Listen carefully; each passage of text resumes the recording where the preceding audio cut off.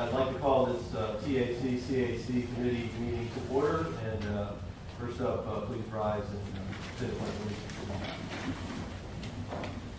I pledge allegiance to the flag of the United States of America and to the republic for which it stands, one nation, under God, indivisible, with liberty and justice for all.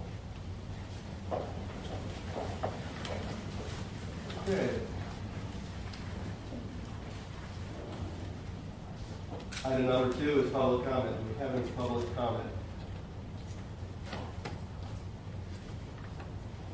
Okay, thank you. No public comment.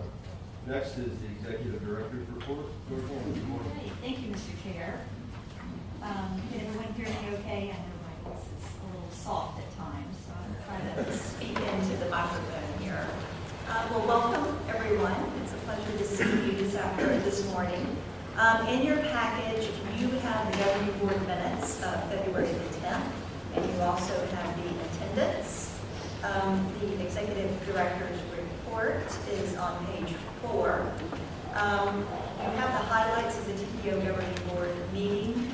I did want to give you an update. There was an item that we had a lot of discussion on concerning the adoption of the safety performance measures last meeting. And the governing board did adopt the amended version where we wanted to put in some language while respecting the rights to privacy. And this had to do with safety, technology, and privacy concerns as far as all the new technology that is out there. So they did adopt the amended version that was put forth by the THC-CHC. On that note, Stephen has been in contact with FDOT representatives and some other experts, and in May we are planning to have a presentation on technology and privacy. We can kind of dig into that issue, and I think that will be very interesting, and I think it would be good for the governing board members to hear about this as well. March is Florida Bicycle Month, so we encourage our local governments and partner agencies really to host events promoting bicycling and bicycle safety. And I know that Kim and Abby, we've got some events coming up soon, and Abby will be giving some more information on the public information report. Also, I wanted to let you know the RAISE grants, the Notice of Funding Opportunity, is out on the streets. This is from USDOT. There's $1.5 billion in the 2022 grant cycle. And there is a link here with that will take you to the NOFO, which goes into a lot of different information. We are working with our local governments to understand what projects might be ready for applying this cycle. Now remember, this is a 5-year infrastructure bill. So if we're not ready this year, then we can queue it up for the next year or the following year. And that's one of the things that staff is working on, is looking at the various grant opportunities from the infrastructure bill and looking at the priority list and perhaps laying out a potential or a possible schedule. A lot of these grants, the information or the guidelines is still being developed. So there's a lot of information that we don't know. But as far as I know at this time, there are not any local governments that are prepared or that I'm aware of that are going to be applying for a RAISE grant this year, because the applications are due April 14th. And that's a very quick turnaround. And you really need to plan and prepare for these grants. Thinking about it, just today, you're already too late at this point because it's quite a process to go through to apply for these grants. But we're really looking forward to learning more about the grant opportunities so we can bring that money into Clark County. Just wanted to give you a quick update. The National Association of Regional Councils, we call it NARC, they advocate on behalf of the MPOs and the local governments. And we did get a newsletter, in their latest newsletter, they discussed that there seems to be some partisan cracks emerging over how the Congress is going to implement the infrastructure package. Federal highway guidance is really focusing on fixing existing roads and implementing public transit on or bike lanes. And that is really a big focus for them. And as opposed to capacity projects or widening projects. The federal government, has warned that states that are seeking billions to widen roads, they really need to be looking at protecting the safety of pedestrians and bicyclists, or they're going to risk losing money. So I say that this is something that we need to be looking at as well. So as we develop projects, we put projects on the priority list, or we look at what is existing on our priority list, I think it would be to our benefit to take that advice and be focusing on those areas so we can bring that money into the budget. And we need to be speaking as one regard when we do this. Also, to let you know, the MPOAC is now a member of a new group called the Mileage-Based User Fee Alliance.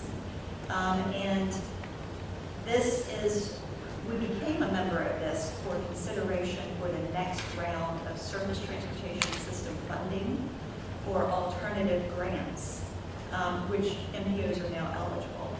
So we all know that there is urgent long-term transportation infrastructure issue in addressing the declining revenue paid into the Highway Trust Fund.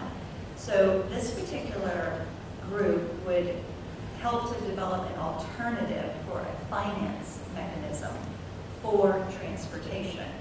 And this program has made possible pilots for over 13 states and 2 multi-state coalitions. So this is something that we, as the MPOAC, have been advocating for, that we need to look at alternative methods for funding transportation. With the accelerated adoption of hybrid and electric vehicles, the state here in Florida, now we have a growing interest in this. So I'm excited to see that we are moving in that direction. Of course, privacy concerns remain, and the pilot will focus on solving privacy concerns. That's still going to be a necessary area for them to look into. So just wanted to give you an update on all of that. We will be talking about this infrastructure bill probably every meeting as new information comes to us, and we will keep you posted. As of right now, we haven't seen any funding from the infrastructure bill as far as formula funding is concerned, but we are hopeful that we can get some things done during the right time. So that concludes my report, Mr. Chair. Thank you, Georgina. Any questions? Yes, Tony? Yeah, Georgina, thank you. And I know we go into the infrastructure bill, and I've been reading a little bit about what's coming from the Fed. And I guess, I look at what we've been doing. It seems like we've been doing a pretty good job. I know we're very focused on pedestrian, bicycle safety, all those things like that. Could you maybe just briefly tell us how the rest of the state is doing on that? Because ultimately, it's going to be what the state does, right? I think the state is doing very well. I think, with FDOT, they are now, whenever they touch a roadway in a resurfacing, they're looking for how to upgrade bicycle and pedestrian facilities. That is really kind of institutionalized in transportation now. That wasn't the case years back.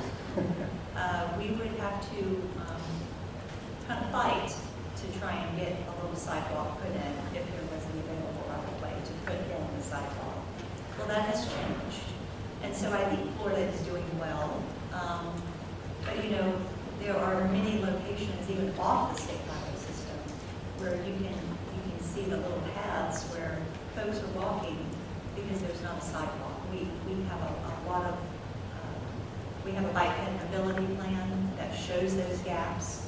So we have a lot of areas that we can do better. Transit is an area clearly that we need more funding for transit. So there's a lot of areas that we can certainly improve on. And as we move forward and try to understand how to get our hands on this money, we need to be looking at that. Complete streets, we funded 6 complete street projects in our area, and they were wildly successful, brought in a tremendous amount of economic development. And so perhaps we need to be looking at that even more closely, dust off our our complete streets plan, and see what other areas we need to be focusing on. All right, thank you. Thank you, Janet. To qualify for these racemes, do these have to be shovel-ready projects? No. However, I know that the DOT reached out to us in District 5 and wanting to know what projects we had on our priority list that we considered shovel-ready. I think the difference is you become competitive really quick when you've got a shovel-ready project. So no, they do not, but these grants are highly competitive, and I think that's the focus that the department is looking at. So,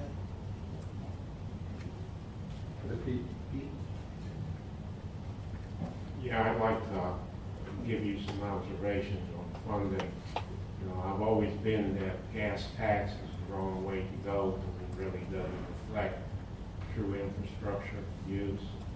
And with, gas shooting up like a skyrocket and nobody knows what the end is. Yesterday I was considering taking my bike to the Home Depot just to buy some parts because I could save a couple bucks. Well, I'm going to use the infrastructure on my bicycle. How are you going to get me to pay for the infrastructure I'm using, or do you chip in? Or Terry's buses might start looking attractive, and I might jump on the buses for a ride. Once again, I'm using the infrastructure, and there's public funding going to help support the infrastructure. But me, I'm getting a free ride. So, and as the price of energy goes up, and who knows where it's going to stop with the crazy world situation being what it is. Let's say if gas goes up to $7 a gallon, and a lot of people on the bicycles going to the Home Depot, because now it's not saving a couple bucks, it's saving $5, $6. The use of e-bikes could become more popular, and more people just might take a walk down to the store or the 7-Eleven instead of driving. We're not paying for infrastructure when we do that. So the whole idea of taxing automobiles might be a little bit outdated. And then it seems like the drive is to get us out of cars anyway. So if that's the goal, to get us out of cars, but we're going to tax cars to pay for all this, that's a self-defeating purpose. And these are just, some thoughts bouncing around in my brain when I heard you talk about how we can get the money. We're shaking down the wrong thing. Cars are going broke, but we're shaking them down for more and more change, but they just don't have it. That's all I got to say. Okay, any other questions or comments for Dan?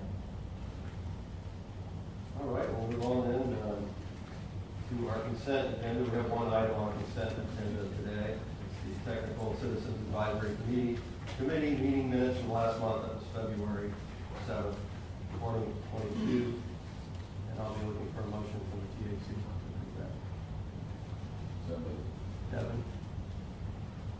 Robert, second. Actually, one comment edit on that, on the minutes. Okay. On page 19 in my comment, the 70 is actually core funding, the core O&M funding is actually 15 million, not 50 million. It's a big difference. Yeah, that just makes sense. We'll take 50. Thank you, Robert. We'll make that change and incorporate it into the motion. That sounds okay. Yes. Philip? From the CAC, can I have a motion for the amended minutes, please? Motion from Tony, second from Bill. Any discussion? All in favor, say aye. All opposed? Back to TAC. Thank you, Philip. All those in favor from the TAC signify by saying aye.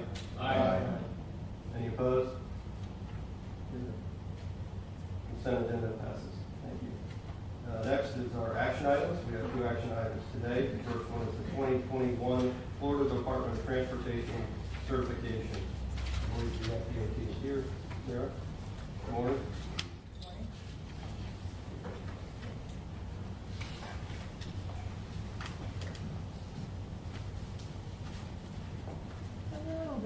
again, everybody. Again, my name is Sarah McNamara with Liaison at DOT District 5. Quickly here, just to make a quick comment about the certification process. Can't hear you. The mic may not be on.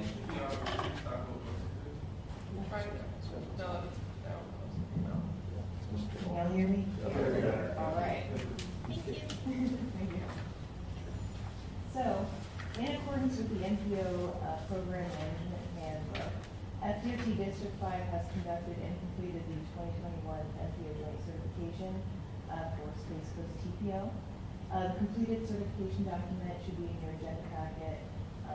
After a review of the TPO's invoices, the district notes great financial practices and therefore has classified the TPO as low risk.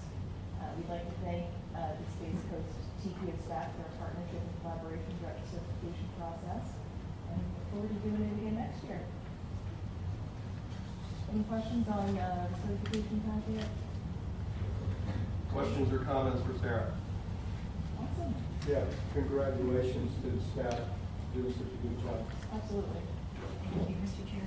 If I may, I just wanted to remind or let the members know that our federal certification is coming up on May 3rd.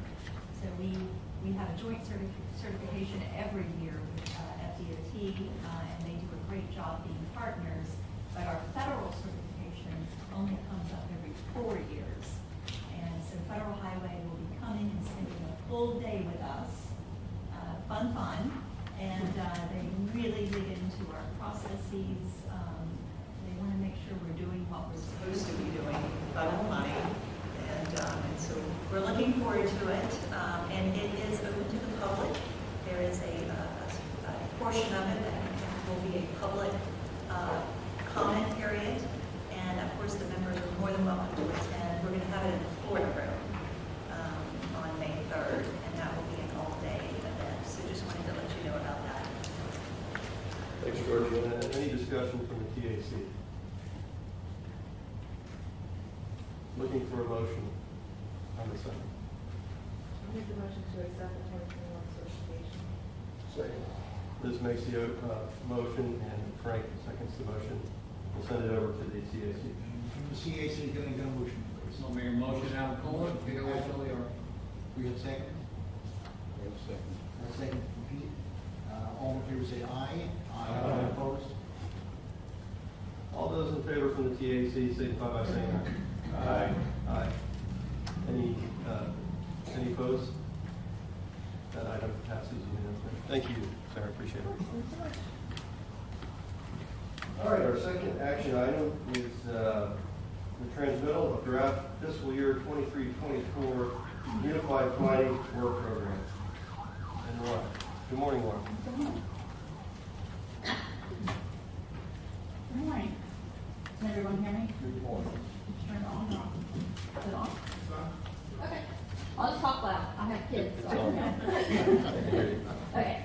I'm Laura Carter, the Assistant Director here at Space Coast TPO, and this morning hopefully I'll entertain you a little bit with our Unified Planning Work Program. It is our budget, but we call it our program budget, so it's more about the activities and work products we will be developing over the next 2 years, and not so much about the detailed expenditures, but I will go over that.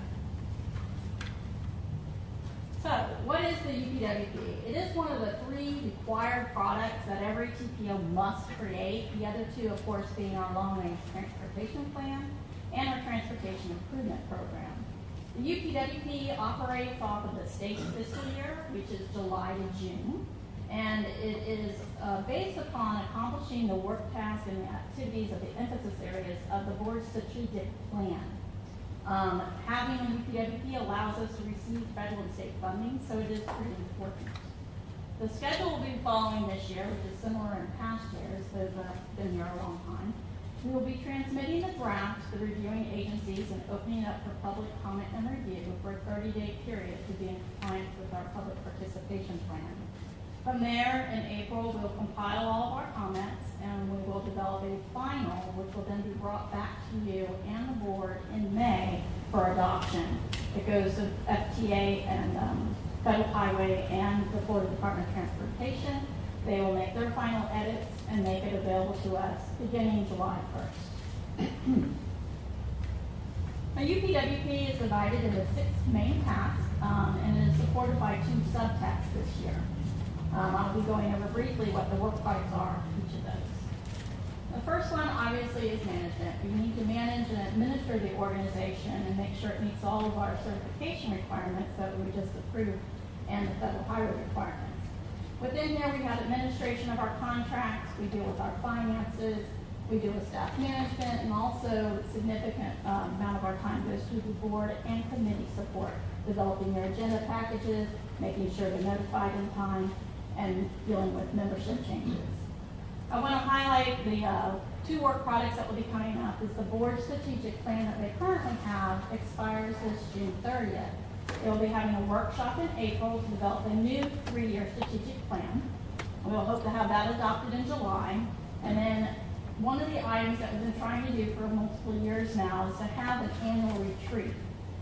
Those of you that were around a few years ago, we were going to do a retreat based around technology and ITS, and then COVID hit. We've been postponing it since then, but hopefully we can bring that back next year, next April, with a theme that's relevant. Potentially, we're thinking maybe resiliency or something that the board and the committee can attend. The next task is our monitoring task. Within this task, we monitor the system through the State of the System report that's developed every year. Those of you who are out driving around and passing the hoses, those are our traffic counts. We collect those every year. And we also have our required performance measures and targets that are also handled under this task. One of the activities we'd like to partner with the Florida Department of Transportation on is an online dashboard. As Stephen's mentioned many times, they have the Traffic Management Center there that's developing and crunching numbers and data constantly. We'd like to get an online dashboard that would be more local and reflect kind of our plans. So you'd be able to go on there and visually select a quarter, so to speak, any quarter, and it would identify, is that project in our long-range transportation plan? What is it performing at? Real-time reliability of the corridor, something that the public would be able to use and for our committee and board to use as a tool to identify where future projects need to be. So that will be something that will probably be pretty significant and come in stages, but we're hoping to launch that in the next couple of years. The third task is our prioritization task. This is a task where we go through our annual call for projects. We do our list of project priorities that are adopted every July. We have our transportation improvement program in here, the amendments and monitoring of that document, along with any kind of legislative priorities, freight priorities, anything related to priorities would be handled under this task. The next task is our plan task. You would think a transportation planning organization would have a lot of activities under planning. Well, we have. But over the past few years, you may recall, we've adopted our long-range transportation plan. We have a bicycle pedestrian master plan. We have a Vision Zero action plan. We have an ITS master plan, et cetera, et cetera. So we've got all these plans. We still have a few more to go. We have a transit development plan that's being developed with Space-Based Area Transit that we're coordinating with them on. And we have our resiliency master plan that will be adopted later this year. Additional plans that we plan to start would be a South Brevard Trails master plan. And at the end of the 2 fiscal years, we'll probably be coming back to do a scope approval for the next long-range transportation plan. Those programs take about 2 years to develop. The highlight out of the plan program would be probably coordinating with Brightline, multiple cities, Space-Based Area Transit on a transit-orientated development plan, needs plan for passenger rail station. We all are interested in when are we getting into the station? When is Brevard going to benefit? Well, we feel that in contacting and coordinating with Brightline, it may be beneficial to update what we did a few years back, the passenger rail station location study. But what does a station actually need? What is our local community needs? What kind of space-based area transit services do we need? EV stations, cruise terminal transit stuff, scooters. General, what would that station look like? I think if we had a blueprint to provide and coordinate with locals and Brightline, that would better serve us to get us moving a little bit maybe sooner than later on a passenger rail station. So more to come on that. It's just something we put in there that if we can get to it, we're going to try to do that in the next year. So all those plans in task 4, we now need to implement, and that's where task 5 comes in, the implementation. We're working on doing an intersection analysis at Roy, Wall, Fisk, and Martin in Rockledge. We're going to be conducting a feasibility study on Dixon Boulevard and Cocoa. We're going to do school routes analysis, similar to the one that we piloted for Melbourne and Palm Bay schools, but we're going to focus on the Rockledge and Cocoa area.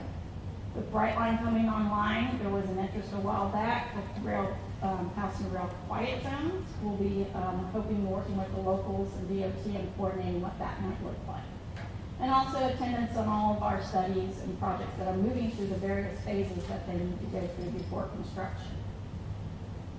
This task is also supported by a subtask, the technology and innovation. This is where we're going to be focusing all the implementation of the Intelligent Transportation Systems Master Plan, anything with our local consortium of ITS, and getting the traffic management center that's currently under design, getting that through to construction.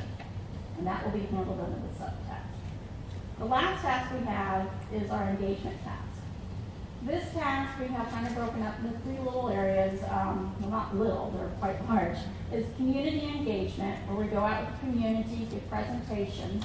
We have a very strong, with Kim and Abby combined too, education outreach program. Both of those are supported through different tools and methods and strategies, such as maintaining our website, using social media, and all that is wrapped up into a full engagement program. The main core product to produce out of this is this fall, and in December we need to update and approve our public participation plan. That is done every 3 years. So getting to the money side of it, everything is, each of those tasks has its own budget. There are 2 main sources of funding that we receive, our PL funds that are given to us through formula, and also our Federal Transit Administration funds. One of the things that's going to be changing this July is we're moving to a consolidated planning grant. So in fiscal year 23, there's a large bump in what you're seeing. That's a combination of taking our FTA funds and moving them over and treating them as if they're planning funds. It'll be under one contract instead of 2 separate contracts. Compounded on top of that with the bipartisan infrastructure bill that passed is in fiscal year 22, the PL funding increased.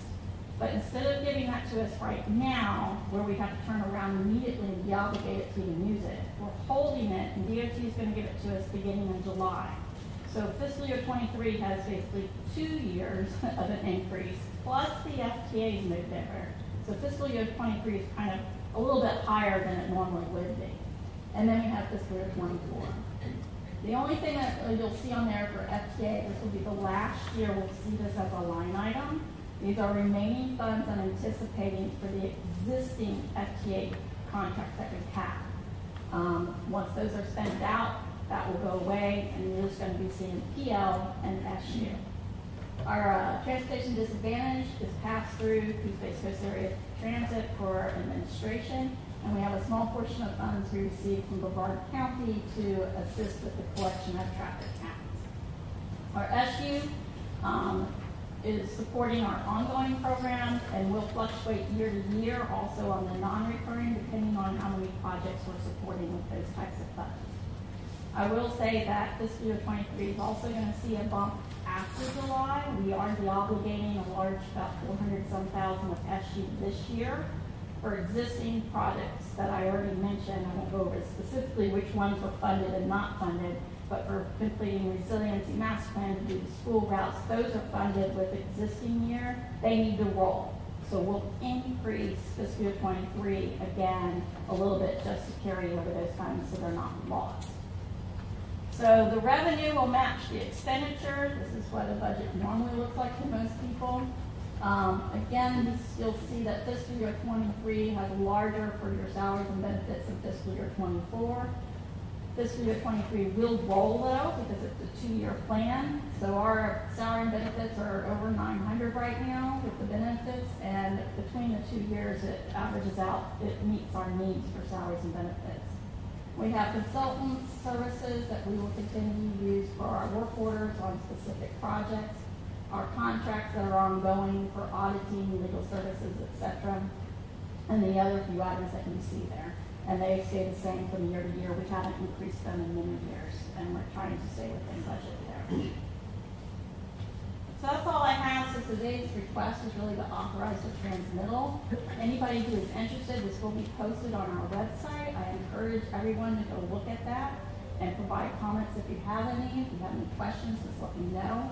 And we'll incorporate those into the final. If there's any additional projects you'd like to see, if you can find the staff to do it and funding, we'd be happy to put it in there. Thank you, Laura. Any questions or comments for Laura? Right. Go ahead. We haven't lived in hyperinflationary times since the 80s. How do you account for that in your planning? Can you account for it in your planning? Depending on how much that will impact us with probably our work orders, we will sometimes tap into SU funds, more of those that come from projects that were under budget. It seems like DOT, and they're small amounts. We don't need a lot to operate on. You know, if we need an extra $20,000 for operations, so to speak, with inflation, that would be probably fairly easy for us to obtain through different scenarios with DOT.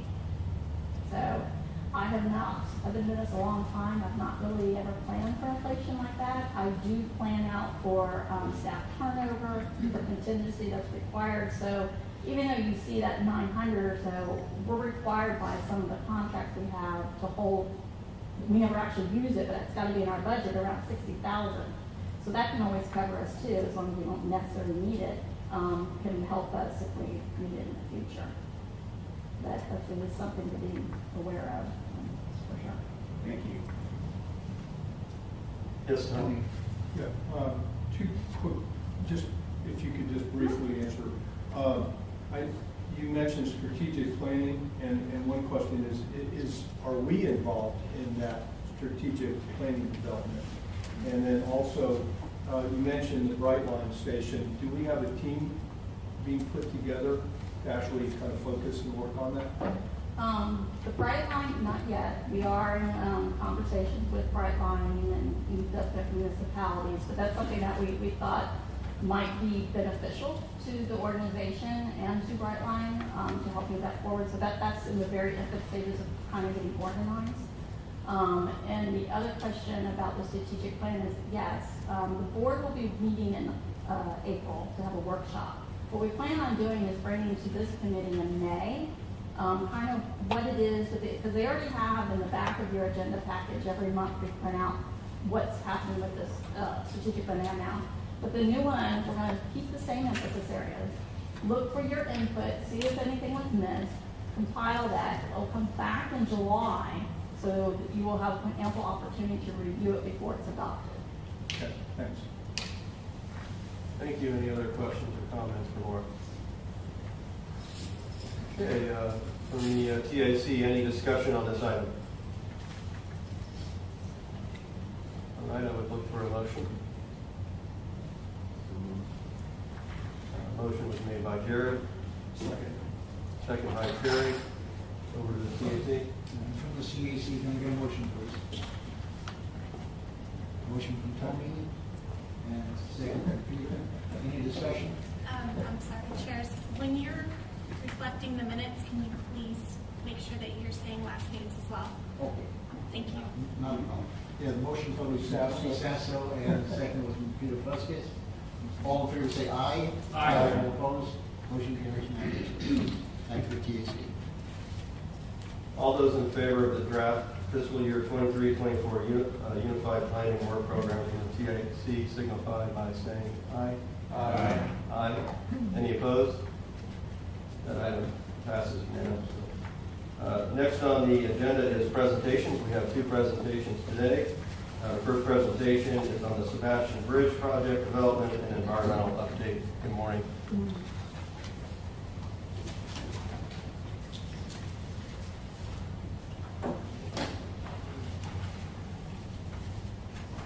Good morning. I'm Beth Bean with Same Tech. and the consultant project manager for the Florida Department of Transportation District 4 for the Sebastian Inlet Bridge PD study. And, Sorry.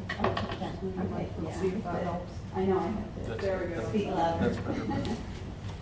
Again, I'm here for this Sebastian Inlet Bridge PD study. So, as many of you know, the Sebastian Inlet Bridge is located along State Road A1A at the Brevard and Indian River County line. And the bridge crosses the Sebastian Inlet at that location.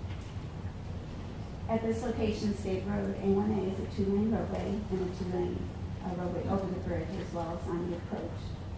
And it has shared use paths on the north and south side of the bridge that terminate at the park entrances, north and south of the bridge.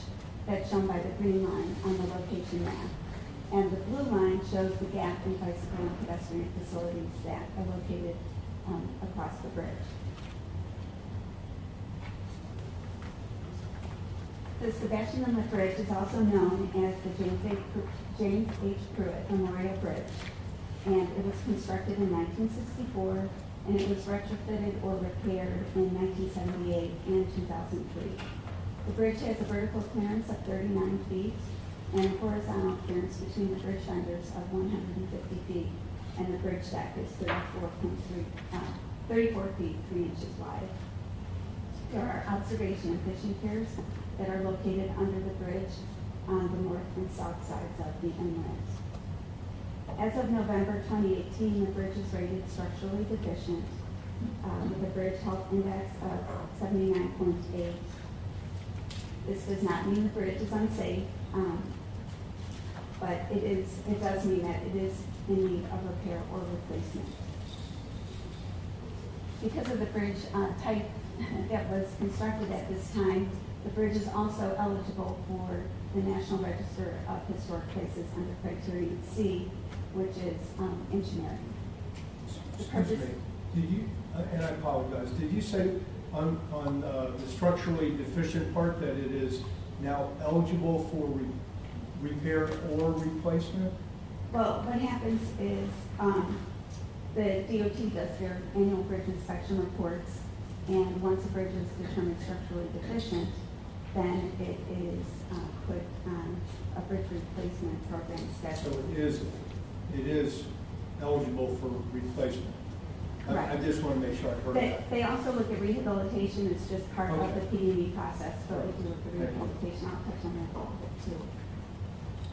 The purpose and need for the project is to address the structural and functional deficiencies of the bridge.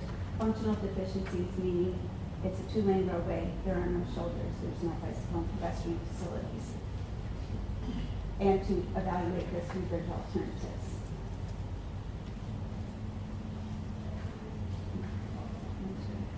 I just want to touch on public involvement too. In May of 2021, we did have a public kickoff meeting. It was a virtual meeting, and in January of this year, the 11th and the 13th, we had a virtual alternatives public workshop as well as an in-person workshop on the 13th. And our next public involvement activity is going to be the public hearing, which is tentative for fall of 2022. I just want to comment on the FDOT did a feasibility study back in 2019, 2020, and they actually did a bicycle and pedestrian count for the bridge and the approaches, and over a 4-day period, they had 231 bicyclists and 5 pedestrians across the bridge. And that is important just to note that despite not having appropriate bicycle and pedestrian facilities, people are using the bridge. This is the PD&E study process. It begins with data collection and moves through concept development, environmental and engineering analysis, and then alternatives refinement following the alternatives public workshop, moving on to final documentation and the public hearing.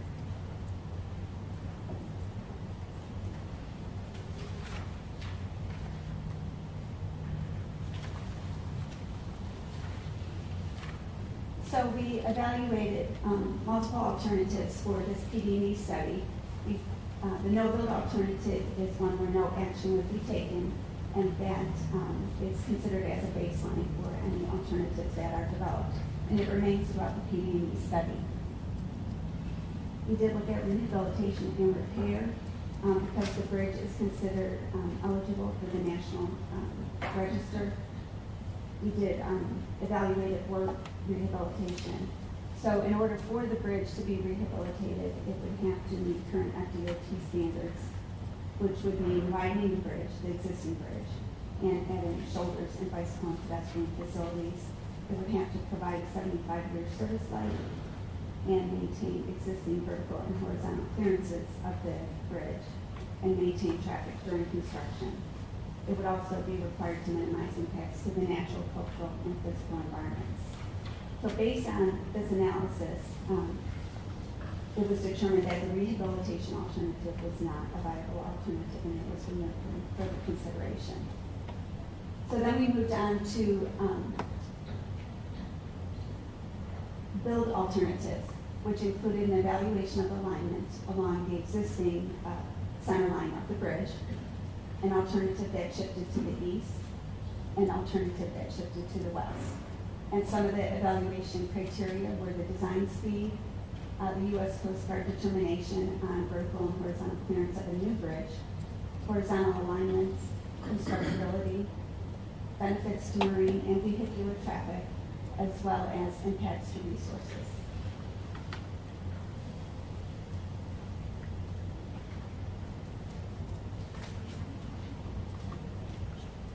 So we are looking at how the new bridge and the improvements are going to affect coastal resiliency because it is located along the Atlantic. And we're doing that under Florida statute as well as the FDOT Drainage Manual. So this is the bridge typical section. At the bottom of the slide, you see the existing bridge with its 2 lanes and no shoulders. And then above, you see the proposed bridge typical section, which I thought that was animated, sorry, which includes 2 12-foot travel lanes, 8-foot shoulders, and a 12-foot shared use path on both sides of the bridge. This is a graphic representation of the existing bridge with a vertical clearance of 39 feet and a proposed vertical clearance of 51 feet. And we're maintaining the horizontal clearance between the bridge fenders of 150 feet.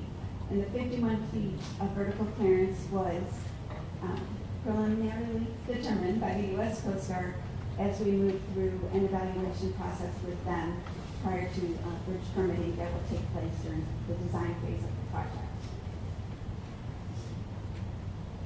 This is just a graphic representation. This is looking from the southeast side of the Sebastian Inlet across the inlet to the northwest of what representation of what the new bridge would look like, showing the features of the 2 travel lanes, the shoulders, and the barrier separated shared use paths. And you'll also notice there's some bulwarks along the east and west side of the bridge for pedestrian landings, places you can stop, take a break, take in the views. So those are shown on both sides of the bridge, as well as replacement of the underbridge observation fishing piers. So again, this is the existing bridge, and this is just to demonstrate a comparison of what the 3 alternatives would look like. So if the bridge remained on this existing center line, this is what the typical section would look like. With a shift to the east, it generally holds the existing west side of the bridge with a shift to the east. And then likewise, with a shift to the west, it holds the east side roughly of the existing bridge as the east side of the new bridge. And this is done for construction phasing. Maintenance of traffic is a concern for a lot of people commented during the public process that how are we going to get across the bridge or get to the south or north side. So shifting the bridge allows maintenance of traffic through phase construction and maintaining both lanes of traffic during that time. Are the alternatives at the same height, the 51 feet? They all are at 51 feet. So this is, this is alternative one, which is just showing the bridge alignment on this existing center alignment. And it does show a temporary bridge, which is located on the east side of the existing bridge. This would have to be constructed and in order for a center alignment to be constructed and maintain traffic. It's a little hard to see the nuances of the shift, but this is a shift to the east, noting that the west side of the bridge is approximately the west side of the existing bridge. And this is a shift to the west. And I included this, and this is all available on the project website for the DOT, but this is just the north side. We have a similar slide for the south side, which just shows the proposed improvements that are located within Brevard County. So there's an access road for the Sebastian Inlet District, which is located on the west side. We'll be reconfiguring that. There's some minor improvements to the park entrances, adding right turn lane out, extending the right turn lane in, and the shared use path that is located on both sides, the east and west sides of the bridge. So again, I thank you on behalf of the Florida Department of Transportation District 4 for allowing me to present to you today, and glad to take any questions. Thank you, Beth. Yeah, Scott? How much elevation gain is there on the approaches? So one of the criteria that we used when we were coordinating with the Coast Guard was the entrances at the bridge, at the park. We maintained existing elevation there as a key criteria, because the higher the bridge goes, the longer the bridge extends, and the more impacts would occur at the park entrances. And we're talking feet of fill that would occur. So we held those points in order to establish a vertical clearance that maintained a 5% grade across the bridge. I'm not sure I answered your question. Obviously, resiliency is important. The structure itself is pretty resilient, but the approach is, sort of the question. So currently, the approaches are on fill. And in order to reduce impacts, the proposed new bridge would also be on fill, but it is through mechanically stabilized earth walls on both sides of the bridge, so it narrows, the footprint. But it essentially maintains very close elevation on approaches, so it doesn't change so much. So when you get down to the entrances, you're at the elevation that State Road 818 is at. Tony? Yeah, I know this is kind of an odd question, but based on especially if it moves east, and I'm looking at both construction and end result affecting the jetty, and also this is like the #1 surf break on the east coast of the United States. Right. Is this going to affect the jetty or any of the beach areas? No. The shift to the east would be combination of your 12-foot travel lane, your 8-foot shoulder, and then your 12-foot shared use path, so around 33. So it's not going to change the fill on either side or outward eastbound of where they're building it. Oh, let's see, maybe I can show here. So on the south side, on the east side, you have the dunes, which are a resource that can't be impacted. Okay. So, and then when you go to the north side, it's going to shift slightly over, but where the parking lot is under the bridge, it's going to be shifted over that parking lot. Okay. So it won't go beyond like the restaurant or the restaurant facilities or anything like that. Okay, thank you. Adam? I'd be interested to know how many injuries occurred from those pedestrians and bicyclists that travel over the bridge over the last 5 years. I know you don't have that information readily available now. No, I do not have that readily available, but we do have that. It would be an interesting side note, I think. Thank you. Certainly we can get that. Robert? On your previous, excuse me, on your previous slide, it looks like the shared use path on the north side ends right at the one of the entranceways there. Is there a future plan to go and extend that further north, or is it just going to end there until there's another project to add? So we do have the shared use path connecting to the existing path on the north, or on the west side that's in Brevard County. The shared use path that is on the east side was, District 4 wanted to make this project as safe as possible, and knowing that people would want to be looking out at the Atlantic from the bridge, as well as there's parking areas south of the bridge that are on the east side, public parking. So they extend that shared use path down to that parking area. But they do also provide crosswalks at the park entrances.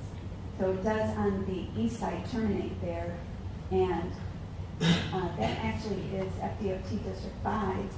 So that would be a question for them as to future plans on bicycle and pedestrian facilities going north. So it looks like the eastbound one would go over and then transition over to the west at that point? Is that Correct. the current plan? Correct. Yeah, and Mr. Chair, if I may, I know Kim has, went out with Stephanie Moss, the District 5 bike ped coordinator, to review the area there. So I know that DOT District 5 is very aware that they need to make sure that there's connections there and that they have a safe plan as they move forward. So we will be working with them to make sure that when it does get constructed, that we can line that up and have some facilities there for bicyclists. I knew that was going to be Keith's question too, right? No, you can't even start getting into my head, so don't even try. We don't want to, Pete. Well, you'd have a beeline if you got into my head. With that said, if I haven't been there since 1972, but I recall the restaurant being on the north side. And then when they opened the state park, the camping, most of the camping was on the south side. Correct. And then when I saw a number of bridge crossings of being 5 in 4 days, 5 pedestrians crossing, I just wondered, how were they counting? It just doesn't seem that you'd have that few hungry campers not walking across the bridge when a lot of folks camp in motor homes where it's really a bear to reset up and drive across that bridge. So that number threw me. I just didn't trust it that only 5 people walked across that bridge. That was over a 4-day period. Yeah, You know, 4 so it days, was a 5 people. snapshot of activity, just anecdotally from being out there on numerous occasions. That was the ones that made it. Well, yeah, it's it. You know, I camp a lot, and to have a restaurant on one side of the bridge and people camping on the other. No, yeah, the bicyclist number, I'm good with that. Right. That seemed about right. But the pedestrian, it seemed a little bit off. I mean, there's some kind of shoulder there. There has to be some kind of shoulder there.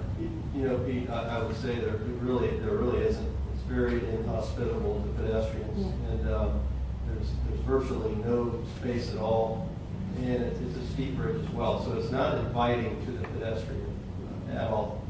Okay, well, no shoulder at all, not even 2 feet, then I can understand it.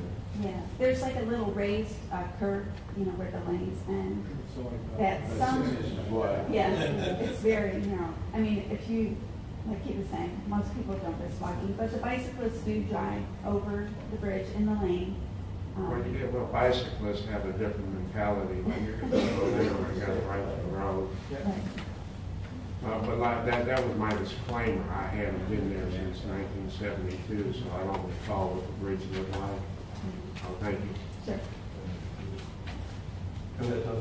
Yeah, just the public meetings that you had, I think you said the 11th and the 13th. Is that available to us? Yes, Is it on the website or? it is on the website, which is shown here, Sebastian Bridge. So you have to go to fdot.gov /projects/Sebastian. So if we go to that Sebastian Bridge, There's a recording easily there found. on the homepage. If Thank you you. go to resources, they have like all the exhibits that were shown at the in-person. As an advisory committee, probably want to see that. Sure. Thank you. Any other questions for Pat? Okay, thank you. Okay, thank you so much. We have one other presentation. It's going to be on the State Road 401 project development and environmental update.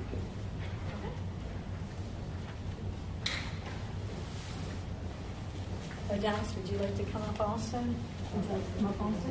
Good morning. Good morning. Hello, my name is Mary McGeehee, and I'm with the Florida Department of Transportation. And I don't know if you'd like to come up, Odalis, or Odalis Delgado. I just wanted to introduce her. She's actually with Parsons Transportation Group. She's our consultant project manager for this PD&E study, which is the Project Development and Environment Study. And, all right, let's hope that I don't go backwards. There we go. Let me give you a little bit of background about this PD&E study. As you can see on the slide, we do talk about what the purpose of the study was. It is to cover the State Road 401 bridges over Canaveral Barge Canal and Port Canaveral. The limits of the study are along State Road 401, but they actually start at State Road 528 interchange to the south and then run approximately 600 feet north across the Canaveral Barge Canal.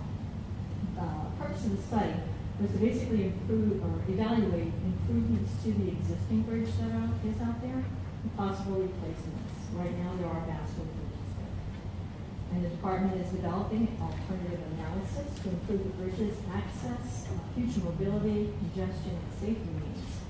And then one of the things that was really key for the study is the system linkage and modal relationships because of the strategic and national assets to the north side. One of the things that is very different for me for this type of a PD&E study was the stakeholder engagement. Normally, we're used to working closely with the general public because it's a little bit more pedestrian friendly. We're working with groups like that. With this one, however, our stakeholder engagement was quite extensive. We've reached out to, I'm just going to name a few of them, the Army Corps of Engineers, the U.S. Coast Guard, Space Force, which is over at Canaveral Air Force Station there, NASA, SpaceX, AstroTech, Blue Origin, several port tenants that are located on the northern side. One of the large group was the ground transportation, which for me was completely new. Those were representatives from Disney Cruise Line, some of the hotels in the area, Uber drivers, and then of course the Space Coast TPO has always been one of our favorite involvement group, as well as Port Canaveral. And then we also reached out to some of the Port Canaveral Security Group, which was representatives from some of the local sheriff's office, police departments in the area, and then as well as the U.S. Naval Ordnance, who are stationed over there at Canaveral Air Force Station. We actually, in addition to our no build alternative, which as Beth had mentioned, that's something for the PD&E study we carry all the way along, we looked at three, or are looking at three bridge alternatives. The first one that you see here is a fixed bridge. The fixed bridge alternative would feature two high-level bridges that have been both be fixed, of course. There'll be three 12-foot travel lanes in each direction and a 10-foot wide inside and outside shoulders. Since the State Road 401 is a limited access facility, there are large security concerns. So for our bridges, there are not going to be pedestrian accommodations or bypass on them. For the fixed bridge alternative, the intent is 45-mile speed limit. And here's something that is in common with all three of the alternatives. They would all tie into the existing roadway to the north and the State Road 528 interchange to the south. So we're not going to be touching the interchange at 528. The fixed bridge will have some investment, which would be required around 528 there. And let me see if there's any other notes. One of the things that's important with this one, the section of Mullet Lake Road, which goes underneath the bridge, would be temporarily impacted during construction. However, we would provide access to the Army Corps. And this is just a rendition of what we would envision a replacement for the fixed bridge to look like. as we had said before, there would be, or maybe I did not say, this is important. For us, we would have a 60-foot vertical clearance over the high level intercoastal waterway. And right now, there's a 90-foot horizontal clearance. That would not change. So we're not going to widen the bridge, we're just going to raise it up higher. There would be a maximum of 6% grade on there, which was would require a design variation. But in meeting with all of our stakeholders, that was not going to create a problem for them. This is the second alternative for us. It was a lift bridge alternative. There's not many of these in the state of Florida. The lift bridge alternative would feature 2 movable lift bridges that would provide 3 12-foot wide travel lanes and again 10-foot wide inside and outside shoulders. We would have a 50-mile-an-hour speed limit on this. For the lift bridge, some embankment would be required at the 528 interchange because the proposed bridge is higher than the existing bridge that's there now. But the roadway and the 528 ramps are all still on the same alignment. A section of Mullet Lake Road that runs underneath the bridge may be temporarily closed again during construction. However, we would provide alternative access to the canal lots. And here is a rendition of what that would look like. For this one, we would still have a 4% grade on the bridge. The lift bridge alternative would provide 2 mid-level lift bridges. We'll have a 40-foot vertical clearance. And that's one of the concerns about the existing vascular bridges now is how often they have to open and they cause a lot of delay and backup on alternative. So this one would have a 40-foot vertical clearance and it would actually reduce the amount of openings by 76%. When the bridge is open, there would be 85-foot vertical clearance for the marine vessels. But one of the things that's very important to acknowledge as well, there are some high power lines there that is a limiting factor for those vessels. The existing 90-foot horizontal clearance would also be maintained. Okay. The next alternative that we looked at was the Vascular Drawbridge alternative. This is similar to what's out there now, with the biggest difference being this will have a 40-foot clearance, vertical clearance. Vascular Drawbridge alternative would feature 2 movable drawbridges that provide 12-foot travel lanes in each direction, or 3 travel lanes, and a 10-foot inside and outside shoulder. The drawbridge alternative would need some embankment as well to tie into the State Road 528 interchange because the proposed bridge is higher than the existing bridge that's out there now. For this alternative, a section of Mullet Lake Road that runs under the bridge may actually have to be shifted to accommodate the abutment. This will have a larger abutment. And here is a rendition of what that would look like. Although the drawbridge is very similar to what we have out there now, like I said, there'll be a 40-foot vertical clearance over the canal when it's closed, and it would provide unlimited clearance when open.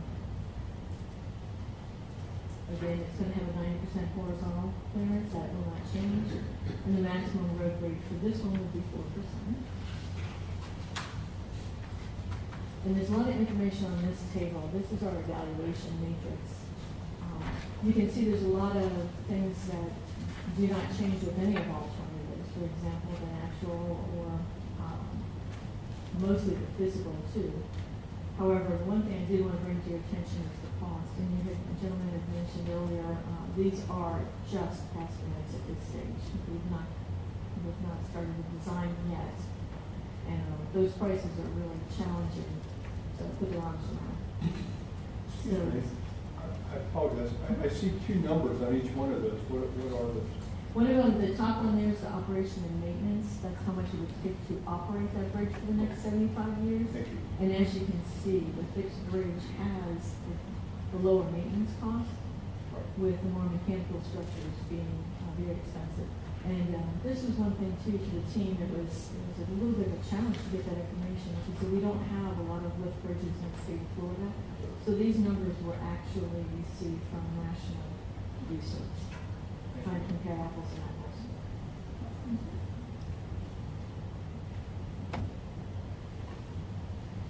I'll go back to this one here. From a cost perspective, this is one thing I do want to bring up. The no-build alternative operation and maintenance with a 75-year life expectancy, though, is still $80 million. So if we don't do anything, the existing bridge would still have O&M costs associated with it. This is our schedule. Just to let you know, for the PD&E study, we realize how important this project is to Brevard County and Port Canaveral as a whole. We actually normally, a PD&E study would take us 3 years. This one, we've tried to shrink it down to 2 years. So the team is working very, very quickly on this study. We did have our public open house just a couple weeks ago, it was in February. And I do invite you, I'll give you later on, we have a CFL road site. You can listen to the recorded presentation there. But we hope to have our public hearing coming up very quickly as well, and to have the study completed in this time next year, spring of 2023. This is my contact information, and then at the bottom there, you see www.cflroads.com, the project, and this is number 444787. You can go to that CFL website and hear our recorded presentation. This is really a snapshot version of the entire presentation in the importance of time. It's about a 27-minute presentation that you can go there and see if you'd like to see the whole thing tonight. Mary, and I know they mentioned in the previous one that Sebastian was structurally deficient. Like this bridge, just for everybody to know, it's functionally obsolete, right? Did I have that term right? Yeah. Yes, correct. There's two different terms. Structurally deficient obviously means that there are structural concerns with it. This bridge does not have structural concerns. However, it is functionally obsolete. And by that means, whenever the state changes their design standards, that's when our structures no longer meet those design standards. Thank you. Thank you. Any other questions? Yeah, this is a really dumb question. I'm just looking at your little chart with the green, yellow, and red. And there's, for the fixed bridge, there's 4 greens plus 2, 6 total, and you include costs, which are dramatically different. The other 2 have 2 greens. One's got 3 greens and 1 red. Why are we even considering lift bridges as opposed to a fixed bridge? That's a great question. It's not a silly question at all. Because part of the PD&E process is to evaluate different types of projects. So the cost, and what's in the matrix here is only one component of it. Cost is, of course, a big one. But I mean, if we were to, for example, have more natural impacts, that would have a heavier weight. For the bridges, not like the project that Beth was talking about earlier, we're all staying on the same alignment. So that's why you're not seeing any variation. We're not moving it to the left or to the right, so we don't have seagrass impacts or things like that.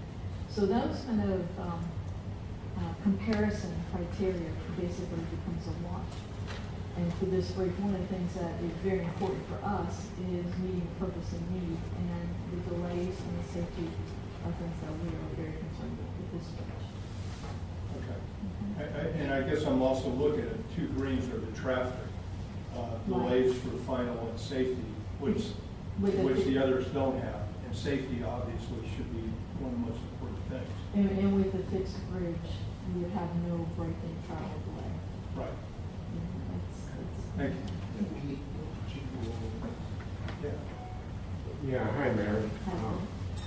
It seemed like last time you were here was Vascular Bridges also. That was NASA Causeway, yes. Right. And so you must be the specialist. I worked on Kristen McAuliffe a little bit to the west of that bridge, back when barges still used the water. And having worked on the barge canal for a little over a year, I never noticed any big boats. And then we just had a presentation of a similar bridge to the south, and they had a clearance of 51 feet. And then I noticed your clearance was 65 feet, which is really causing some construction problems on the B-line. So I was wondering, why are we 65 feet on one bridge and 51 feet on the other, when the type of traffic that's using that could probably get by with a 51-foot bridge. And just a question I have, and if there was a good answer to that question, like, hey, there ain't no difference, it could solve a lot of headaches as far as the tie-ins and the embankment goes. Well, we're over the intercoastal there, and so I'm trying to, again, that's what the Nassau Causeway Bridge, the 65 foot, and this is what our coastline. But the good news is we could touch down. Pardon me? So it's the feds, so. Yeah, I don't know, we just want to get the bridge permanent. Yeah, Adam? Yeah, quick question. Do we know the priority of this? Oh, I'm glad you mentioned that one, and I probably failed to mention it. And we actually have this project funded for design, which again, we've already taken a year off of the PDE study for us, which was moving forward. This is overlapping with design. Our Parks and Transportation folks will be doing the final design for us. And right now, they are funded in the fiscal year, this fiscal year. So the funds will be encumbered before the end of our fiscal year in 2022. We're going to overlap with the design. And we're going into a VB study on March 21st. So we did have our public alternatives meeting. We're still gathering comments. Of course, we take comments at any point in time. It just depends on our report when the comments come in as to what section of the reports they go to. But our public comment period for the alternatives here ends March 9th. And again, we take comments anytime at all. So if you were to go to that website, the CFL Roads, www.CFL Roads, there's a comment form there. We welcome any comments, questions, concerns, and we'll respond, of course, in writing to you as well. But it is funded for design. The design fund should be encumbered before the end of this fiscal year, which is the end of June. Well, that's what I thought, but my question specifically was, where is it on the priority list? Number Is it near the top, in the middle? You don't know? Last time I checked, I believe it was 35. Well, I will say that this year, we are readjusting how we are putting our priority list together. Originally, the DOT wanted one priority list. So you had projects on the strategic and removal system, such as the widening of 528 and the 401 bridge replacement, competing with sidewalks. And we talked with the DOT secretary, and we really felt like that was not a good way of prioritizing our projects. So we're splitting it up. Sarah has and Laura has already done that process. We'll be meeting with the transportation subcommittee. So our strategic and modal system projects, such as 528, 401, Ellis Road widening, that's one category because they qualify for special funding, the high priority funding. And then we have widening projects in one list for regionally significant. And then you've got your bike ped projects in another category. So we want to be very clear how we're prioritizing that. So 401 bridge replacement is extremely important. And Mary, I noticed that it's also on StrawNet, which is the defense military access.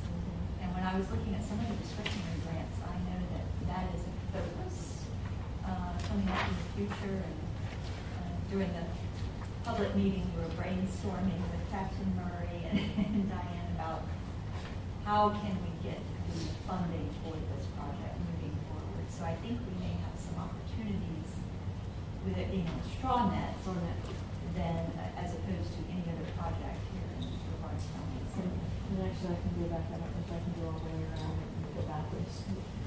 And to Adam's point, Georgiana, I think it's number 3 or 4 on this funding list. Yes. I believe the 528 segments are for that, and Ellis Road's number 1, so I believe it ranks number 4.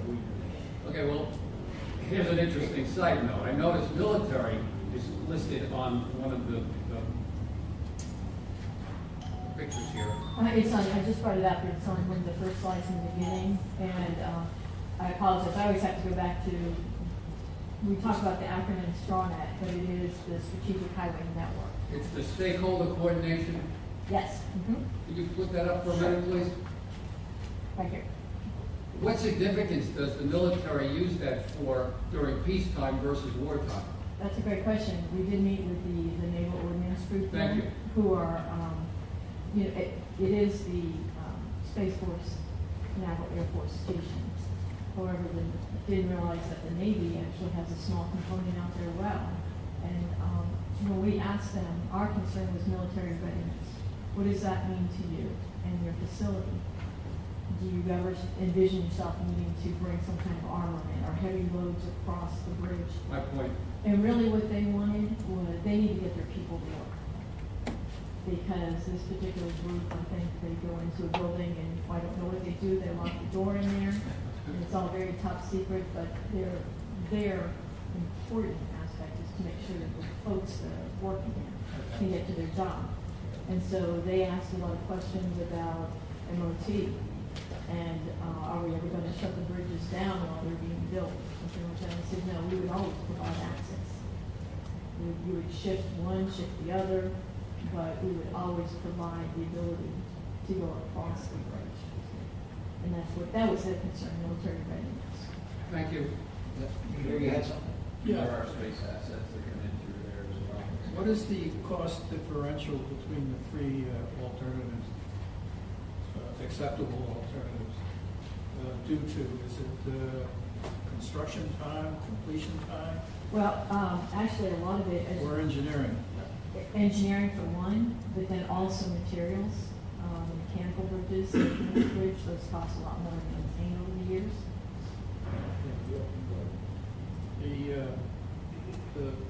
The amount of money that is quoted, is that current dollars or future dollars? That is current dollars now, and we continue as the project moves on into design, those will be reevaluated and reassessed.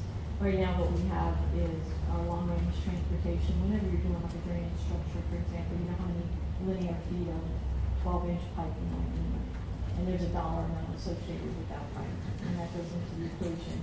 So That's one of the things that's been, those costs though, have been fluctuating so drastically that we always have to keep saying this is an approximate estimate. Today, time is money. it is a lot of money. I'll bring that slide back up again. I'm sorry, this is much more interesting than I expected it to be. Mary, please share with us, if you can, the ease in which we could move from lift bridge to fixed bridge because of cost concerns. Is that something that's feasible, or would that jeopardize the project's build if we had to downgrade it to fixed because of cost issues? What's an upgrade? Well, I'll call that an upgrade. it would be cheaper, but one of the, and obviously the maintenance of it as well. Yep. It's much more easier to maintain for our group.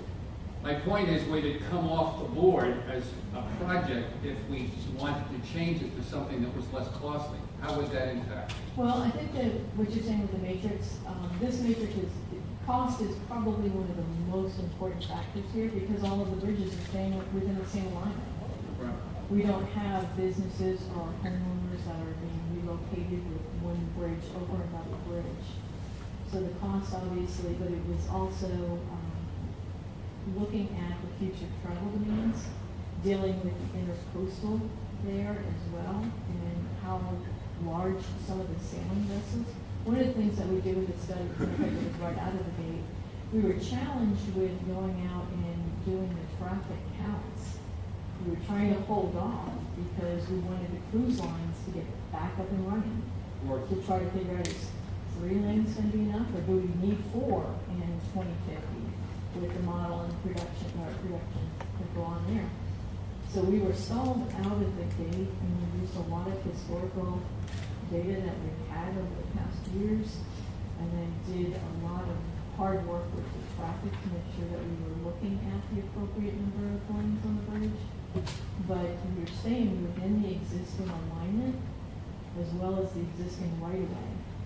So for a DOT project, those are two things that normally in a matrix would help you to make a decision. Well, for us, those items are kind of a wash, and it boils down to, are we meeting the purpose and need? And the purpose and need for this one is to reduce the delays. That's one of our primary purposes and needs. And plus, looking at future connectivity as well.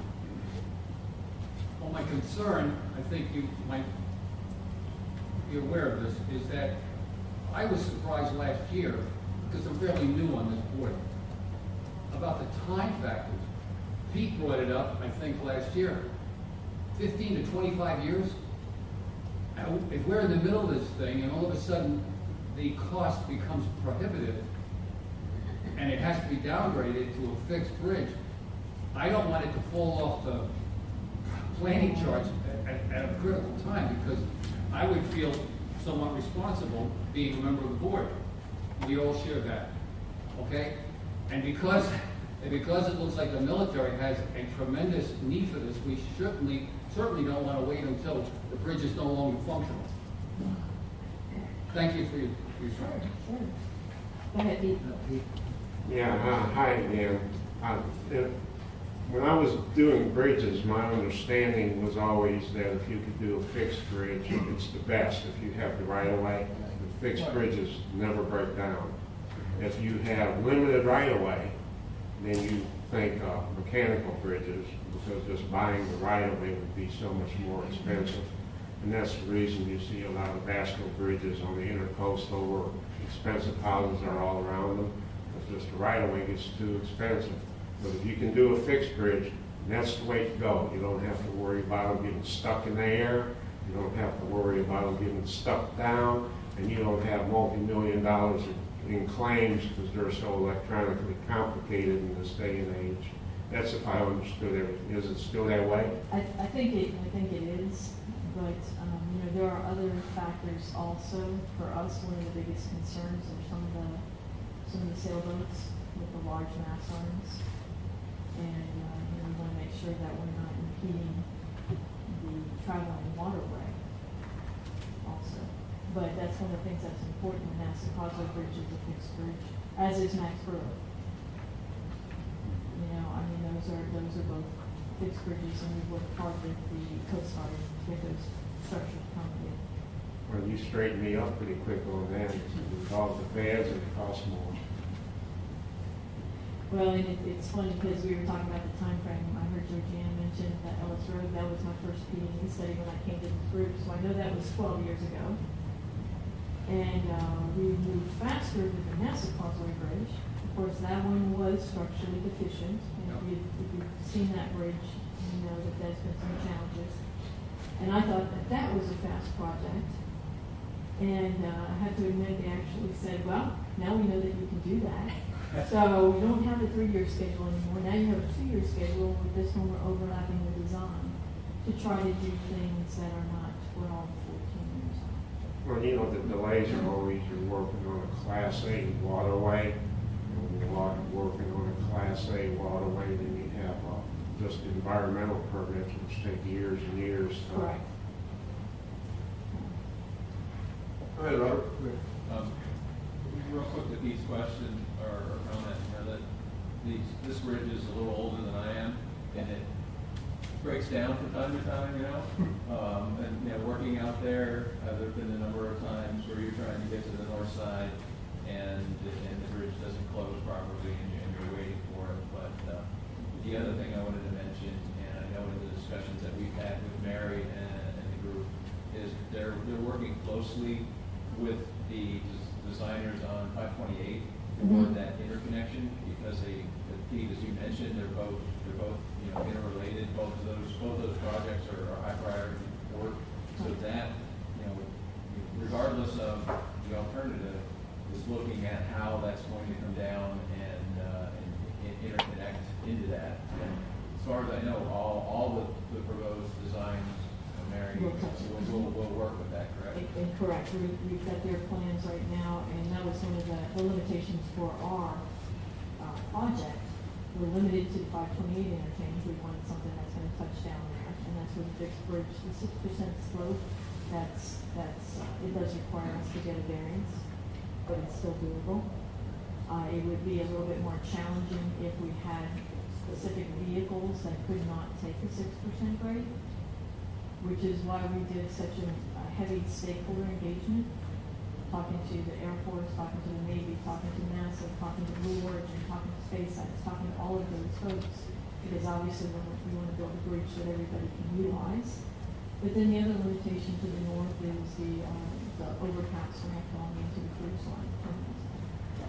So those were kind of our bookend marks that we had to work in between, and try to stay on the existing DOT right away. Greg, you had something?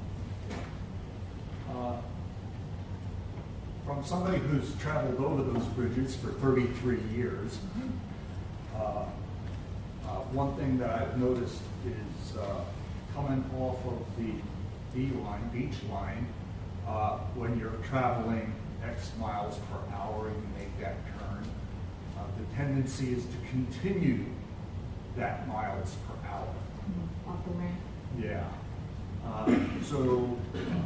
And I think you could said, as part of the design variation requirement, you have a lower speed limit? Just for the fixed bridge. For the fixed bridge, it will be a 40-mile-an-hour speed limit. For the two mechanical options, it would be 50. Oh, I'm sorry, Dallas is correct. 45 for the fixed. 45 for the fixed, but the... and that's the design speed. That's the design speed. And one of the things we learned the other day, Pete, was you can go 5 miles an hour over. You didn't know? Thank you. Are you leaning one way or the other at this point in time? Well, we're going into the VE study right now. I can tell you we did not receive very many comments from our public authority. And again, this isn't the general public that are really looking at these projects. So I encourage everyone here to please go into our website, review the presentation. We would love to have more comments to help us make a decision. But we are starting the VE study right now, which, VE, they'll go through and you could, I know on the NASA Causeway Bridge, it was the VE study that completely changed that project for me as well. And they ended up, we built a beefier southern section because we found out it was actually, you could save time and money by demolishing the existing structure at the same time. Instead of shifting everyone, demolishing something, building a bridge, and going back and forth. This one is if you build one, in that particular project, you build a bridge that could accommodate 4 lanes of traffic. And we had to drop the speed limit down to 35 miles an hour because there's just going to be a small barrier separating it. But then we could demolish the existing structure at the same time. It was a huge cost savings. And actually the difference between the two projects, they offset each other. We built a larger bridge, which was more expensive, but we ended up saving time and money with the demolition. So that part was a wash. And it was, I think the NASA folks really appreciated that because we actually had added capacity going over to NASA by having a larger bridge there. We all agreed that the loads were not going to get smaller. So then we're trying to figure out what we're driving for. But that's a completely different situation on this. So the VE study could make some changes. We'll look at everything. And Mary, that's value engineering. Value engineering. It's a week-long, people that have never, all disciplines at DOT, and people that know nothing about this project at all. So they look at it with a fresh set of eyes, and we show them the presentation, and so far what we've looked at, all the documents that we've reviewed. We spend one whole day coming up with as much brainstorming opportunities to try to, it's not necessarily, people think that the value engineering might be to get a cheaper product. That's not the case. We're trying to improve value. If you can reduce the cost, well, that's great. But I mean, sometimes you end up spending more money, but you get a better product. And that's what we're doing. Thank you. Okay. Okay, anything else? Very interesting. Thank you, Mary. Very good dialogue. Remember the fuel barge? Okay, next on the agenda is the report section, and first up is the FDIC.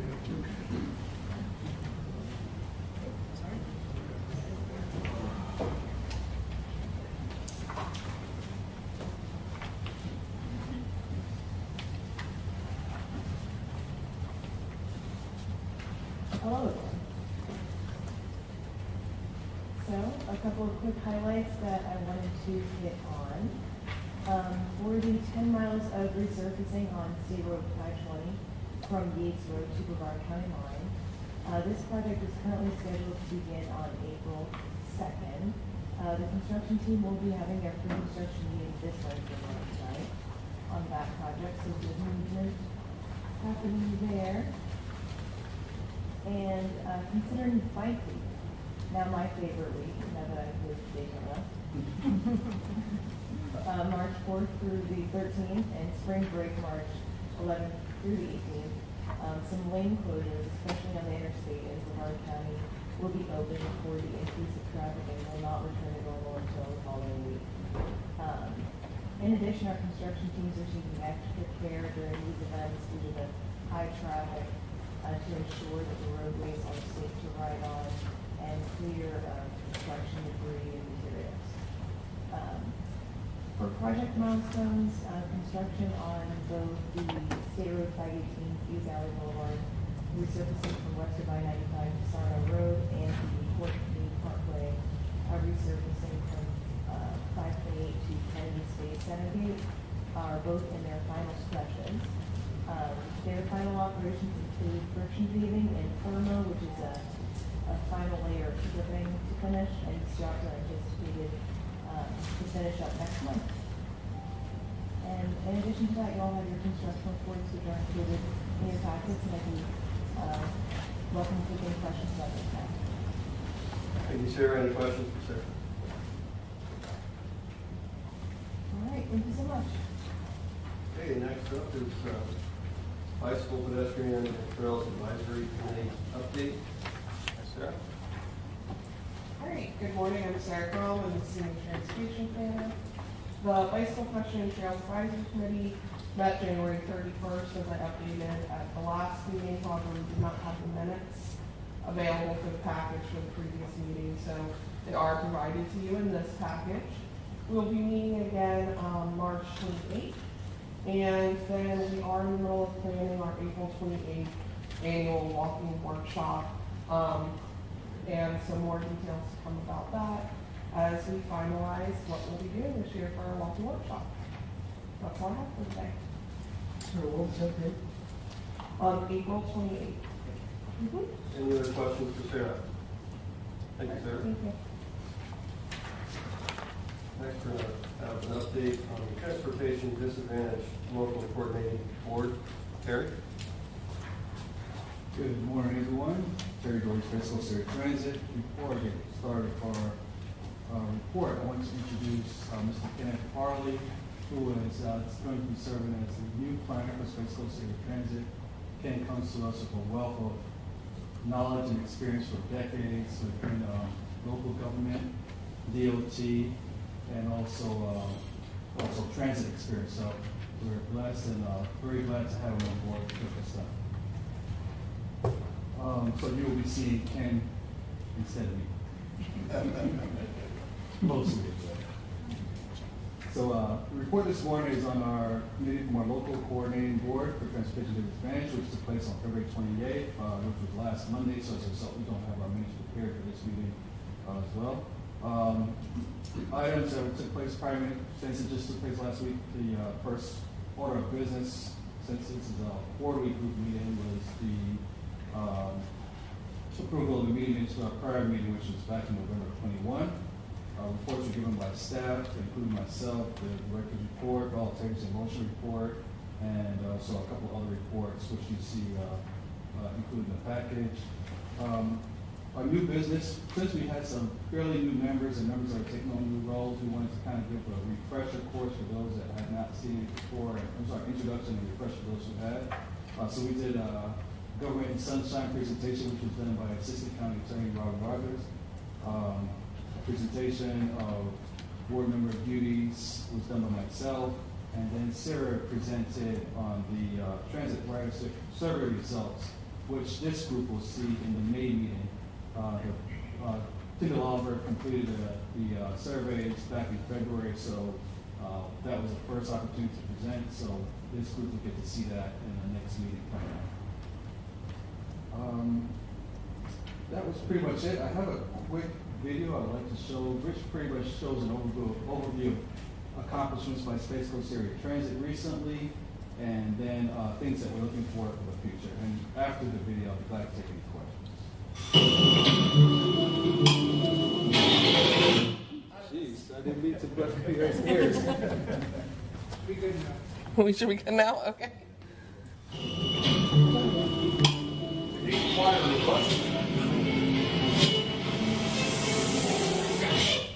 New technology will forever change the way you ride Space Coast Area Transit.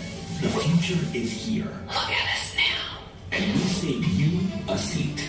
From hybrid vehicles to watching your bus travel in real time to solar compacting trash cans, innovation is our driving force. Look at us now. With 321transit.com and a new bus tracking app, riders can view a fixed route bus on its route in real time and get text notifications 5, 10, or 15 minutes prior to its arrival. It's easy to locate a route by name, address, area, location, or landmark. Personalize your ride by using the trip planner to navigate multiple stops and routes. Select bus shelters feature a solar compacting big belly trash can.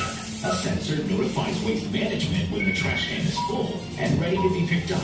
This is just one of the many ways the overall transit experience has been improved. Look at us now. Contactless mobile ticketing, powered by Token Transit, makes it easy to purchase a bus pass on a smartphone. When boarding with an electric pass, no cash or contact is required. You can even purchase and send a pass to a friend, family member, coworker, or client. Some buses feature Quantum, an innovative solution that advances the safety and effectiveness of wheelchair passenger travel. Key benefits include the ease of either independent or assisted passenger securement and quicker boarding. This translates to less curb time and more road time. Once on board, riders enjoy free Wi-Fi throughout their trip. With 23 routes and over 1,100 bus stops, there are endless opportunities to get to where you need to go. In addition, all buses have bike racks and are wheelchair accessible. Look at us now. We're working hard to upgrade our fleet with environmentally conscious vehicles. New hybrid buses help eliminate noise and engine emissions, leaving a greener footprint. Public transit not only conserves energy, it efficiently connects workers with their jobs, links students with universities, and transports residents to hundreds of locations throughout Brevard. Beach trolleys help reduce traffic on A1A and are loved by tourists, residents, and hospitality workers alike.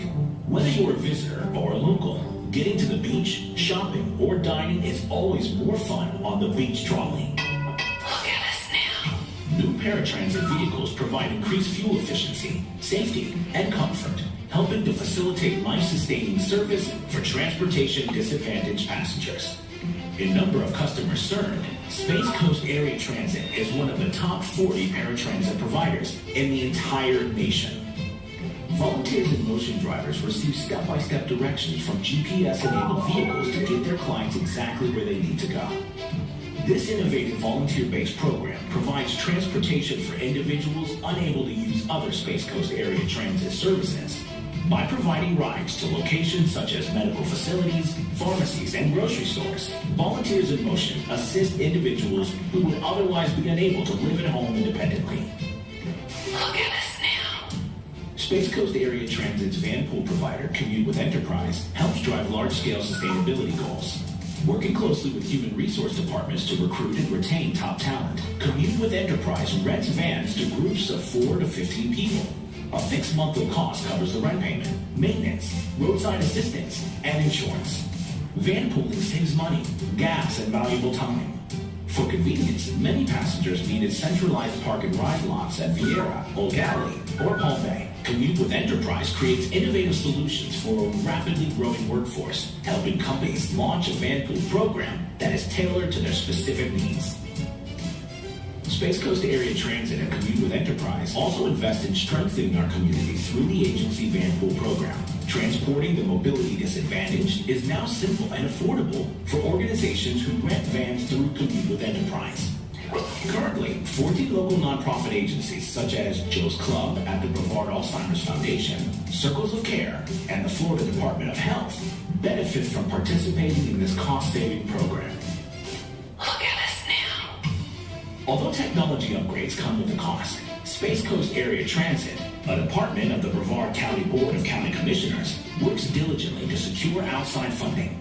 During a typical fiscal year, less than $2 million from the Brevard County General Fund leverages over $17 million in state and federal grants. That means every dollar received locally is matched with $8.95 from outside Brevard County. This influx of money helps drive the local economy with investments in payroll, operating expenses, capital improvements, and technological advancements. In addition, revenue generated from transit advertising goes directly towards improvements in the public transportation system. Brevard County and Space Coast Area Transit encourage cooperative ventures with municipalities, transportation agencies, colleges, nonprofit organizations, and many other entities. These partnerships contribute to our community's ability to prosper and maintain its desirable quality of life by investing in alternatives to congested roadways. Look at us now. New technology also helps us perform one of our most important functions, providing transportation for Brevard County emergency management. When an emergency situation is declared, an automated system contacts pre-registered individuals with special needs, providing them with information on how to prepare. Space Coast Area Transit then follows up with over 10,000 personal phone calls to our at-risk citizens, confirming medical requirements, shelter assignments, and transportation details. In addition to participating round the clock at the Emergency Operations Center, Space Coast Area Transit facilitates up to 1,800 personalized trips to ensure that each special needs citizen is returned to their home after the emergency has ended. A thoughtful balance between automation and human interaction provides yet another winning solution to ensure that no member of our community is left behind. Look at us now. Transit stakeholders throughout Brevard connect with us through interactive multimedia at 321 Transit on Facebook, Twitter, Instagram, YouTube, and Google Business. Search 321 Transit to download the Bus Tracker app at the Apple App Store or on Google Play. Log on to our state-of-the-art ADA accessible website at 321transit.com or call the Ride Line at 321-633-1878. Look at us now. At Space Coast Area Transit, new technology is a valuable tool that helps us serve our community in more efficient and effective ways. New advancements will forever change the way you ride Space Coast Area Transit. The future is here, and we saved you a seat. Look at us now. Thanks a lot, Brett. Thanks a lot for your attention this morning. If you have any questions, but one thing I want to mention, if you have any of your cities or anyone that you know will have any interest in seeing more information about what we do, because most people know we operate quick route service, most people know we operate demand response, but most don't know we participate in hurricanes as well and other natural disasters or major events. Transporting passengers, whether disabled or non-disabled, to and out of harm's way. So, Adam? I don't have a question, I have a comment. Terry, I want to thank you for keeping us informed and the community at large. And I'll wish you well. We're losing a valuable asset here, but I know you'll still be in the mix. Thank you very much, Adam. I'll still be around, and I appreciate that. I second that. Yes, ma'am. Just wanted to give you guys a shout out to someone who works with the shelters and the Emergency Operations Center. What you do is amazing, and I don't think you get enough recognition for it. Right. And from someone who has been watching what you guys did, I didn't know what you did. It's just amazing, and just like with COVID, what you did at that time to help people who couldn't get to testing centers and vaccines, you were right there partnering with all the other organizations in the community. So thank you. Thank you very much. Appreciate that. Anything else? Thank you, guys. Thank you, Terry, and welcome, Ken. Congratulations. Thank you. Next up is our public engagement report. Good morning, Abby.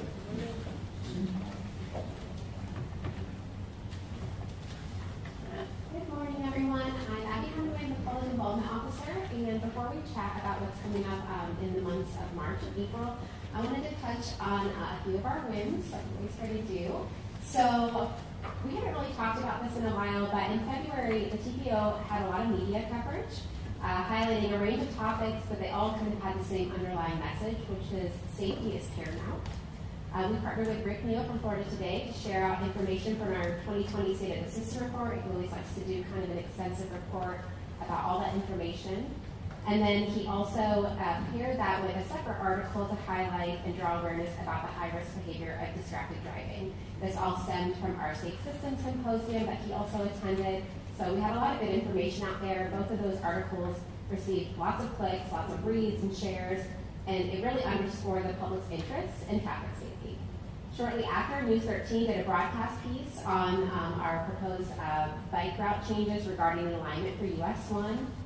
And our safety and education coordinator, Kim Smith, was actually a featured interview for that piece. And she talked about safeguarding our vulnerable road users. So that was great. It's really hard nowadays to get broadcast coverage because we're competing with a lot of trending topics. So that was a really great piece there. And then shortly after, again, Florida Today put out an additional article about the FDOT pedestrian safety improvements coming to Fifth Ave in Indy Atlantic. Again, we had our staff there for support, and we had some great quotes in there talking about how important pedestrian safety features are in safeguarding our road users. So I included these examples to kind of share the value in investing and maintaining our relationships with local media. It's really vital that we build relationships to help tell our story. We can't do it by ourselves, so we really are thankful for our local and regional relationships with our reporters and media network. Moving on, as you know, this month is Women's History Month, and I bet you didn't know that a woman invented the windshield wiper. She also played a critical role in the construction of the Brooklyn Bridge, and really as far back as history takes us, women have been pioneers in transportation, from inventors to entrepreneurs to civil engineers. So tune into our social media channel. We'll be talking about some of the brilliant women who have revolutionized transportation, and we'll be highlighting our amazing women that work for the TPO. We still love you, Steve. And then moving on, as it was kind of mentioned, this month is Florida Bicycle Month. This is a month-long celebration. We have a lot of amazing events coming up that I'll touch on here in a minute. But this is really in support of the Florida Bicycle Association. This is also a month proclaimed by the Governor of Florida, which encourages bicycling and recognizes its role in transportation, recreation for millions of Florida's residents and visitors. And so we'll be talking about topics like youth bike safety, our trail network here in Brevard, bicycle laws, helmet fit. We're really going to try to cover it all. And so here is just kind of some of our activities at a glance. Some call outs here during the week of spring break on social media. We'll really be highlighting youth bicycle safety so that we can share that out with our public schools and also our parents and our public at large. And then we have some partnership opportunities, and one big one is the Florida Department of Transportation and the TPO will be hosting a series of local pedestrian safety pop-up events to educate road users about existing RFE beacons that will be getting upgrades. So in the stretch from Satellite Beach into Indy Atlantic, those crosswalks are getting in-road lighting and audible detectors at all those crosswalks. So those upgrades are going to be installed by the time we get out there and start educating our road users a little bit. Again, they're still existing, but they're going to look a little different.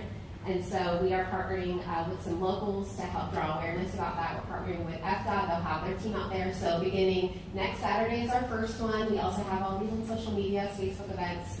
We'll be doing one in Indy Atlantic, and then we'll be doing 2 down in Satellite Beach. We're actually partnering with the PD in that area. So we're really excited about this to get out there on the streets. It's really where we see a lot of success.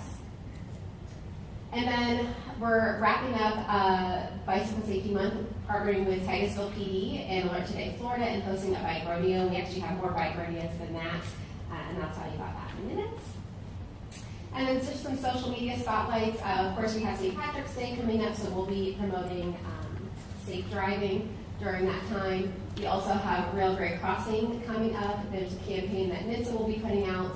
This is very important for us to start now because we know that Brightline's coming, so rail crossing is really important to us that we continue this message all year long. And then April is National Distracted Driving Awareness Month. We're going to be doing some stuff for that. I do have one thing that I didn't get to get in my report because it literally just went out Friday, but To better inform and engage our citizens, community partners, committee and board members, we started to produce a new digital publication separate from our newsletter. It's called Get Involved Gazette, and this is a monthly digital publication to highlight our upcoming public involvement opportunities.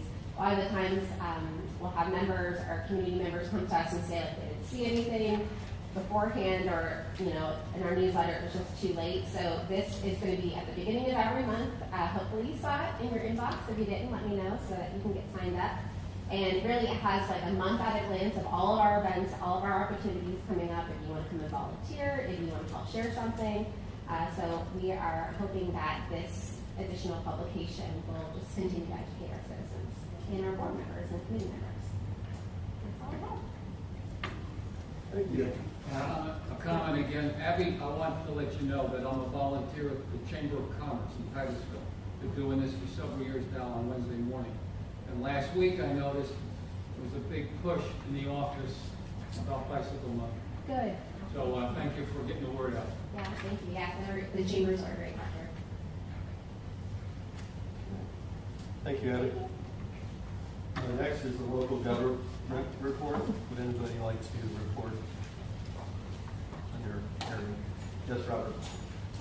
Real quick, on March 24th, we're having the groundbreaking for North Corridor Work 3, our construction project. It's actually under construction. That project is pretty much fully funded through Grant Primera and through FDOT. So some of you may be getting invites.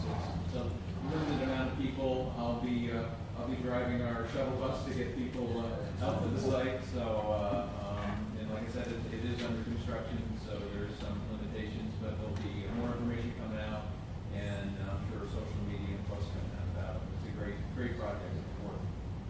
That's great, Robert. I appreciate it. Congratulations on that. Does anyone else have anything? I can. I actually just want to clarify something that I've heard in 2 meetings now about this law. You're allowed to go 5 miles an hour over the speed limit. That is not true. What the law says is it sets the fines for 6 miles and over, suggesting that law enforcement give a warning if they are 5 or under. But that 5 miles an hour can be a big deal to a pedestrian or a bicyclist. And I just want it to be known it is not legal anywhere to drive over the speed limit, and that grace period is not allowed in school zones and construction zones. Thanks for that clarification, Kim. Pete, you're getting me in trouble. Anything else? Okay, this meeting is adjourned. Thank you very much.